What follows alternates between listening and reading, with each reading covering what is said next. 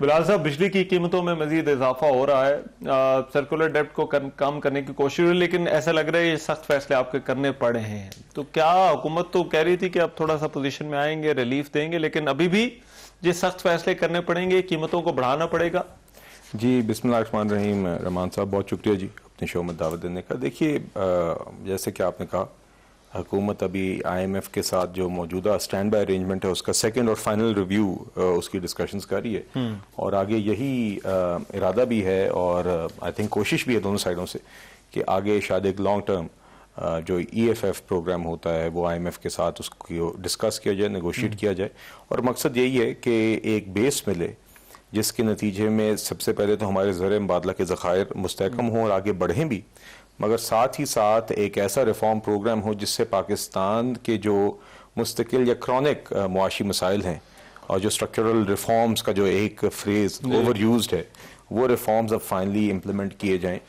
तो देखिए, उसमें बुनियादी मकसद यही है कि सर्कुलर डेट भी पाकिस्तानी शहरी का उतना ही बड़ा मसला है जितनी गैस और बिजली की कीमतें हैं। आई थिंक ये बात भी समझना ज़रूरी है, क्योंकि जब ये कर्जे बढ़ते हैं और जब आपको इन कर्जों को झुकाने के लिए या इसकी कीमत महंगाई की सूरत में अदा करनी पड़ती है, जब हुकूमत को भी कर्जे लेके महंगे सूद पे ये मनी सप्लाई बढ़ानी पड़ती है, तो ये भी घूम घुमा के आखिर में महंगाई की सूरत में ही आवाम को अफेक्ट करती है।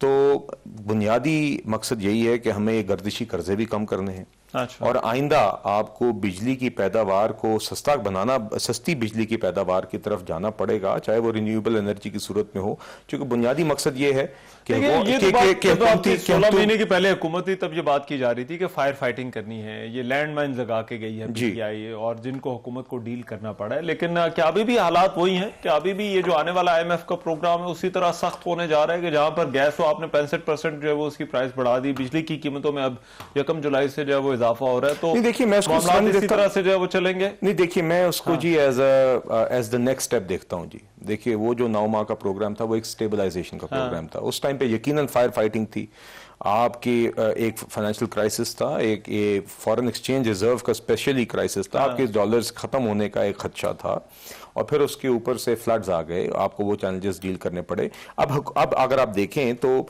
यकीनन हमारे मुआशी मसाइल काफ़ी हैं, महंगाई की सतह भी काबिल कबूल नहीं है, मगर पिछले 9-10 माह में काफ़ी हद तक मामलात पहले से ज़्यादा स्टेबल रहे। अच्छा। अब मगर अभी भी हालात बेहतर काफ़ी नहीं है। अब इस बेस के ऊपर हमें वो स्ट्रक्चरल रिफॉर्म्स इंप्लीमेंट करने ताकि इन सारे मसाइल का एक मुस्तकिल हल हो, ताकि आपके बिजली के गर्दिशी कर्जों का मसला हल हो, बिजली के अंदर जो ट्रांसमिशन और डिस्ट्रीब्यूशन लॉसेस हैं इसका मसला हल हो, ताकि बार बार कर्जे ना बढ़े, आप बिजली उतने की बेच सकें जितने की आप बनाते हैं और बिजली सस्ती बना सकें, आप पेट्रोल और डीजल उतने का बेच सकें जितने का आप बनाते हैं। आपका टैक्स का जो सारा बोझ मखसूस कॉर्पोरेट सेक्टर्स पे और सैलरी क्लास पे आता है, उसके बजाय उसको फैलाया जाए और टैक्स की रेवेन्यू की ग्रोथ भी हो, मगर इस तरीके से हो कि सब उसमें एक इक्विटेबली उसके अंदर अपना एक हिस्सा डालें और किसी एक मखसूस तबके के ऊपर बिला वजह बोझ ना बने। जो हमारी स्टेट ओन्ड एंटरप्राइजेज हैं जिसमें PIA भी शामिल है, जो 100 अरब रुपए हर साल उनमें लगते हैं और ज़ाया होते हैं और आवाम को भी वो सर्विस नहीं मिलती जो पैसे और सर्विसेज में जैसे अस्पताल और स्कूल हैं उसमें लगने चाहिए। ये मसाइल हैं जो हल होने वाले हैं और IMF के प्रोग्राम के अंदर देखिए हुकूमत कंप्लायंस तो कर रही है, जो IMF की डिमांड्स हैं। आपने ऑर्डिनेंसेस जो है वो कल 7 जो है वो असेंबली से मंजूर करा लिए, आपने वो ले हुए हैं जी। भी देखिए वो तो असेंबली में वो ऑर्डिनेंसेस थे जो कल इंट्रोड्यूस किए गए हैं। अच्छा। They will now some of them तौसीह दी गई, उनको तौसीह दी गई और फिर वो असेंबली में लेके गए जो जुड़े हुए हैं ना। हाँ जी, मगर देखिए उसमें और वो स्टेट ओन्ड एंटरप्राइजेस की गवर्नेंस एक्ट है, उसकी लाइन में लाने के लिए हुकूमत के काफी इदारों को है और वो ले हुए हैं और वो स्टैंडिंग कमिटीज में। पॉइंट ये है कि ये सख्त फैसले तो करने पड़े हैं हुकूमत को। कितनी देर मुल्क जो है वो, हुकूमत का क्या एस्टिमेट क्या है, टाइमलाइन क्या है कि कितनी देर हमें जो है वो इस फेज के अंदर रहना पड़ेगा? देखिए जहां पर ये सख्त फैसले होंगे लोगों के लिए थोड़ी मुश्किल होगी और उसके बाद जो है वो कुछ आसानी आ जाएगी। देखिए मेरी गुजारिश है कि देखिए यकीनन आई थिंक हर कोई चाहता है कि महंगाई की शरह आहिस्ता आहिस्ता नीचे आए और यही हमारा भी इरादा है, मगर मैं जरा कुछ बातें करना चाहूंगा कि जब भी आप IMF के प्रोग्राम में जाते हैं तो इसका मतलब हरगिज ये नहीं होता कि IMF की सख्त शराइत हैं जो आप मान रहे हैं, उसमें बहुत सारे इकदाम ऐसे होते हैं जो हमें वैसे ही करने चाहिए। अच्छा। आप IMF प्रोग्राम में हो या ना हो। अब आपने कल के ऑर्डिनेंसेस की बात की, एक स्टेट ओन्ड एंटरप्राइजेस की गवर्नेंस एक्ट बनी है, जिसके नतीजे में आपने अपनी जो स्टेट ओन्ड एंटरप्राइजेस हैं, जो हुकूमत जो इदारे ओन करती है, उसकी गवर्नेंस को बेहतर करने के लिए वो एक्ट बनी है। अब उसके अंदर मैं आपको एक मिसाल देता हूं कि उसमें से एक बिल में ये लिखा गया है कि कुछ स्टेट ओन्ड एंटरप्राइजेस के अंदर जो इंडिपेंडेंट डायरेक्टर्स हैं, बोर्ड ऑफ डायरेक्टर्स हैं, उनकी मिकदार या अमाउंट बढ़ा दी जाए, ताकि हुकूमत का जो उसके अंदर एक से होती है वो काउंटर बैलेंस हो प्राइवेट सेक्टर से काबिल लोगों से। देखिए ये कुछ ऐसे इकदाम हैं जो वैसी गवर्नेंस बेहतर आप कह रहे हैं इकोनॉमी के लिए वैसे ही अच्छा। हाँ जी, तो देखिए फॉर एग्जांपल अगर आप IMF प्रोग्राम के अंदर स्टेट ओन्ड एंटरप्राइजेस की जिम्मेदाराना तरीके से प्राइवेटाइजेशन की बात करते हैं, अगर आप सर्कुलर डेट के रिडक्शन की बात करते हैं, अगर आप टैक्स नेट को वाइडन करने की बात करते हैं, तो ये चीजें IMF की प्रोग्राम में तो जरूर है, मगर अदरवाइज भी हमें करनी चाहिए। अब ये देखिए, अब खबर ये भी आ रही है NFC प्रोग्राम को रिविजिट करने का कहा जा रहा है, तो हुकूमत करने जा रही है। रहमान साहब, मैं इसके ऊपर कुछ हतमी तौर पर इसलिए नहीं कह सकता क्योंकि मैंने भी ये खबर देखी है, but because honestly I am not a part of those negotiations directly. मैं इस पे ये नहीं कह सकता कि ये हो रहा है या नहीं हो रहा है ये डिस्कशन में, मगर आई थिंक इसके ऊपर हम इतनी ज़रूर बात कर सकते हैं कि 18वीं तरमीम के नतीजे में यकीनन जो आपकी फाइनेंशियल मामलात हैं वफाक और सूबों के दरमियान, और साथ ही साथ जो पावर्स की डिस्ट्रीब्यूशन है वो बहुत चेंज हुई थी, और उसके नतीजे में आपके सामने एक ट्रैक रिकॉर्ड अब आया है 18वीं तरमीम के बाद कि किस तरह सूबों ने और वफाक ने एक्सपेंडिचर और रेवेन्यू अर्निंग साइड पर परफॉर्म किया है। सूबों को बहुत सारी चीज़ें ऐसी डिवॉल्व हुई हैं जिस पे जो अभी तक वफाक जो बोझ उठा रही है, उसकी क्या वजूहात हैं वो एक अलग बहस है। मेरे नज़दीक और आई थिंक सूबों की अपनी नज़दीक भी, सूबों की शायद रेवेन्यू अर्निंग कैपेसिटी उस सतह तक नहीं पहुंच सकी जहां पे होनी चाहिए थी सूबों की, उसके ऊपर तो देखिए आई थिंक इस बात में कोई हर्ज नहीं है कि अगर आपने 18वीं तरमीम के बाद NFC अवार्ड के बाद जो ये एक ट्रैक रिकॉर्ड रहा है 10-12 या अब तकरीबन 15 सालों का, कि इसको सूबे और वफाक मिलकर एक दफा इसका जायजा लें और देखें कि क्या यही तरीका है बेहतर आगे चलने का, या इसमें कोई बेहतरी आ सकती है। रिविजिट या रिव्यू करने, मैं बतौर एक शहरी और student of the economy of the country feel कि इसमें कोई हर्ज नहीं है कि इसको एक दफा देखा जाए और हर एंगल से देखा जाए। ये नहीं है कि वफाक के मफादात सूबों से ज्यादा मुकद्दम है, ये सब मिल मिला के हमें देखना होगा कि whether this system requires any tinkering. लेकिन आपकी इसे अपनी असेसमेंट क्या है कि ये जो वफाक की माली मुश्किलात, इसमें क्या 18वीं तरमीम का भी किरदार है? जी देखिए, ये एक हमारे फिस्कल डेफिसिट्स तो हर साल हो रहे हैं, आपने देखा प्रोविंशियल सरप्लसेस भी आते रहे हैं, साथ ही साथ आपके फेडरल जो हैं वो गवर्नमेंट के डेफिसिट्स आते रहे हैं। बहुत सारी ऐसी चीज़ें हैं जो कि आई थिंक अब फॉर एग्जांपल कुछ चीज़ों की अभी तक NFC अवार्ड में परसेंटेजेस चल रही हैं सूबों के अलावा, I think war on terror की थी या फाटा की थी, जो चीज़ें अब शायद उसकी उस तरीके से ज़रूरत नहीं है या उनको इवनली शेयर होना चाहिए। अब बात फॉर एग्जांपल इस पे भी आती है कि बेनज़ीर इनकम सपोर्ट प्रोग्राम एक अच्छा खासा बड़ी रकम का प्रोग्राम है, तो उसका वो वफाकी प्रोग्राम है, बट अब वो तकरीबन आई थिंक 450-500 अरब रुपए पे पहुंच गए।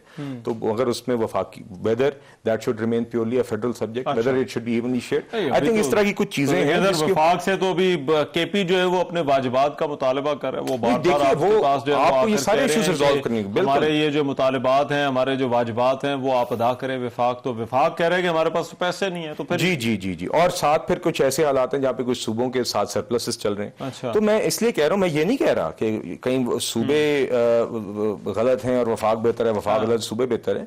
मैं ये कह रहा हूं कि इस बात में कोई हर्ज नहीं है कि आपकी NFC की मीटिंग में ये इस चीज को विद एन ओपन माइंड सूबे और वफाक दोनों उसका जायजा लें और मिलकर देखें कि whether it can be, there can be improvements made to this. क्योंकि आई थिंक आप जब बेहतर डिस्ट्रीब्यूशन ऑफ रिसोर्सेज करेंगे तो उसका फायदा ओवरऑल मुल्क को होगा। ये बात सिर्फ वफाकी हुकूमत या सूबाई हुकूमत की नहीं है। At the end of the day जो हमारे सरप्लसेस और डेफिसिट्स होते हैं वो भी, लेकिन ये बिलाल कहने साहब ये सारी स्ट्रक्चरल, मगर आप इसमें जरा फॉर एग्जांपल इसमें वक्त कम है, जरा एक अहम मामला है पीपल्स पार्टी वाला। पीपल्स पार्टी ने कल आपके ऑर्डिनेंस लाने की भी जो है वो उन्होंने मुखालफत की, लेकिन वोट उन्होंने दिया।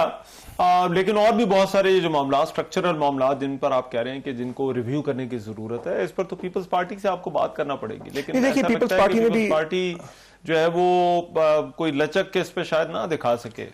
देखिए, बात यह है कि पीपल्स पार्टी ने भी कल, जैसे कि आपने कहा, फिर वोट किया। कुछ लोगों का एतराज था कि ये बिल्स अचानक आए, मगर उसकी वजह यही थी कि ये लैप्स कर रहे थे, तो उसमें सिर्फ तोसी हुई है। और अब और वहां पे फ्लोर ऑफ द हाउस पे भी यही बात समझाई गई थी कि यहाँ पे कोई बिल उजलत में पास नहीं किया जा रहा। कोई ऑर्डिनेंस उजलत में बिल की सूरत में पास नहीं कराया जा रहा, जो और एग्जिस्टिंग ऑर्डिनेंसेस थे उनको एक्सटेंड किया जा रहा है और उनको फिर बतौर बिल पेश किया जा रहा है ताकि वो पार्लियामेंट्री फोरम्स पे स्टैंडिंग कमेटीज में तफसील में डिस्कस हो सके और उसके अंदर सब जमातें अपनी राय दें और उसको फिर एक पार्लियामेंट्री प्रोसेस के थ्रू और एक थरो प्रोसेस के थ्रू एंड में पास या नॉट पास किया जाए। अच्छा। तो देखिए यही बात कल हुई थी, मगर यकीनन एक कुछ लोगों का एतराज था कि इसमें 2-3 दिन का नोटिस देना चाहिए, मगर उसकी अर्जेंसी की रीजन भी फिर डिस्क्राइब की गई और उस एग्जाम्पशन को भी सीख किया गया। तो देखिए इतना पार्लियामेंट में होता है, कोशिश रहेगी कि तो हर मामले पे पीपल्स पार्टी को गैर मामूली इसके अंदर जो नहीं जी नहीं, देखिए नवीद कमर साहब ने एक बात की मगर वो फिर एड्रेस होगी, देन दे चाहे वो निजकारी हो, आपको पीपल्स पार्टी एनएफसी हो, 18वीं तरमीम हो या कोई भी और मामला हो, पीपल्स पार्टी को आपको कन्विंस करना पड़ेगा। Not just people's party, I think हमारी ये भी कोशिश रहेगी कि हम अक्रॉस द आयल ऑपोजिशन के साथ ठीक है, हम जहां पे मुमकिन हो सका उनका एक कंस्ट्रक्टिव रोल होता है अपोजिशन का, उनको भी ऑन बोर्ड करें, but as long as they play a constructive role और वो उसके अंदर फिर तनकीद भी आती है, इस्लाहात भी आती हैं, वो करने का उनका हक है। तो कोशिश होगी कि पूरे हाउस को, दोनों हाउसेस को साथ लेके चला जाए और उनकी इनपुट ली जाए और फिर एक कंसेंसस के साथ इस तरह के अहम मामला पे आगे चला जाए। बिलाल कियानी साहब बहुत शुक्रिया आपके वक्त का। अभी प्रोग्राम एक ब्रेक शामिल करते हैं, वापस ब्रेक के बाद।